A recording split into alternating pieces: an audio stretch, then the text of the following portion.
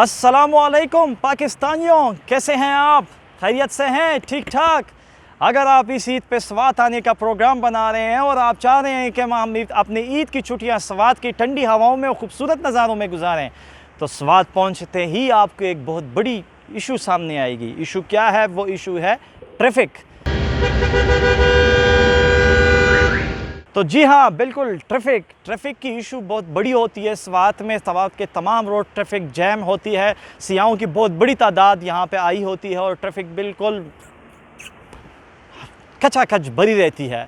तो आपने क्या करना है, मैं आपको बताऊंगा कि इस इशू का हल क्या है और आपको मैं इस इशू का हल भी बताऊंगा। आपना रहना है मेरे साथ और इस खूबसूरत नज़ारों को आपने ईद पे इंजॉय करनी है और ठंडी ठंडी हवाओं में अपनी छुट्टियां गुजारनी है। तो आप रहिए मेरे साथ, मेरे पीछे पीछे आते रहिए। तो जैसे ही आप स्वात के हुदूद में इंटर होते हैं तो ये मनाजिर आपके सराउंडिंग में स्टार्ट होनी शुरू हो जाएंगी और डीसी स्वात आपको स्टैंड बोर्ड के ज़रिए खुशामदीद कहेगा। जैसे ही आप इसको क्रॉस करेंगे तो एक और साइन बोर्ड आएगा जिस पे लिखा होगा मेंगौरा और शमोज़ी। एरो की तरफ आपने गौर से देखना है और सीधा आएँ। यहाँ पे आपने आगे लेफ़्ट टर्न होना है और आगे पुलिस पोस्ट आएगी।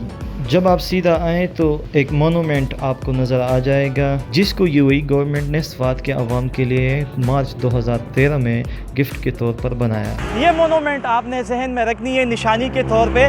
तो आप, ये मेन जीटी रोड है, आपने मेन इस जीटी रोड को फॉलो नहीं करना। अगर आप इस रोड को फॉलो करते हैं तो आपके घंटे जो है ये सारे रोड ट्रैफिक जैम में ही गुजर जाएंगे और आपको बहुत बड़ी डिफ़िकल्टीज़ पेश आएंगी अगर आपने टूवर्ड्स जाना है कालाम बहरियन बहरैन। तो आप लिहाजा जब आप लाहौर, इस्लामाबाद या पेशावर से आप स्वात आते हैं तो इसी जगह पे आपकी आमद होती है और ये स्वात डिस्ट्रिक्ट यहीं से शुरू होता है। तो आपने सीधा इसी रोड को फॉलो करना है। ये रोड जो है ये सीधा शमूज़ी ब्रिज है, शेख ज़ायद बिन सुल्तान अल नहयान ब्रिज है, ये इसके ऊपर आपने चढ़ना है। ये ब्रिज के चढ़ते ही आप सीधा मेन शमूज़ी रोड पे चढ़ जाएंगे और ये सीधा रोड जो है ये टूवर्ड्स कालाम बहरैन मदियन आ जाएगी।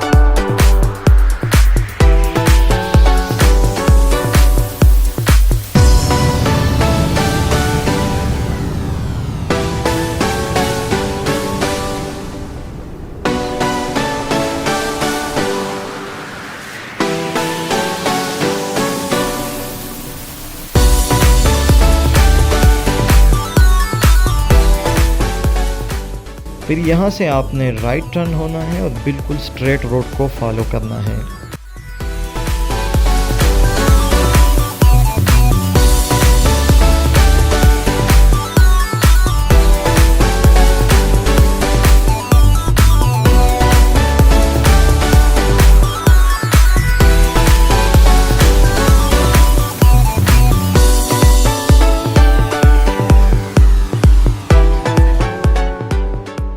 मज़े की बात यह है कि इस रोड पे बहुत सारे बागात भी आते हैं जिनमें खुबानी, आलू और दीगर अशिया शामिल हैं जिनको यहाँ पे ट्रक्स के ज़रिए मुल्क के दीगर अज़ला की मंडियों में मुंतकिल किया जाता है।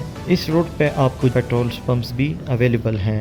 मैं आपको सजेस्ट करूँगा कि डडहरा के मकाम पे आप 5 to 10 मिनट स्टे करें और यकबस्ता हवाओं से लुत्फ़ उठाएं। बहुत सारे यहाँ पे रेस्टोरेंट्स हैं, दरिया के किनारे अच्छी स्पॉट्स पे बनी हुई हैं। अगर आप चाय पीने की शौकीन है तो चाय पिएं, अगर आप खाने की शौकीन है तो आप यहाँ पे खाना खाएं। हर किस्म की फ़ूड आइटम्स यहाँ आपको बआसानी दस्तयाब होगी। बच्चों के लिए खेलने की जगह भी इन होटल्स में मौजूद हैं।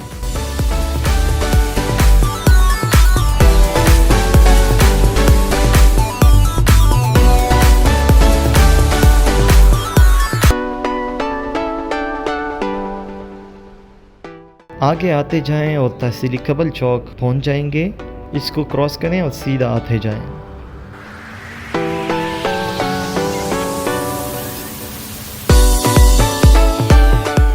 रास्ते में आपको ये बोर्ड नज़र आएगा और इससे होते हुए आप कांजू टाउनशिप चौक पहुंचेंगे और कांजू टाउनशिप के साथ ही कांजू चौक पहुंचेंगे।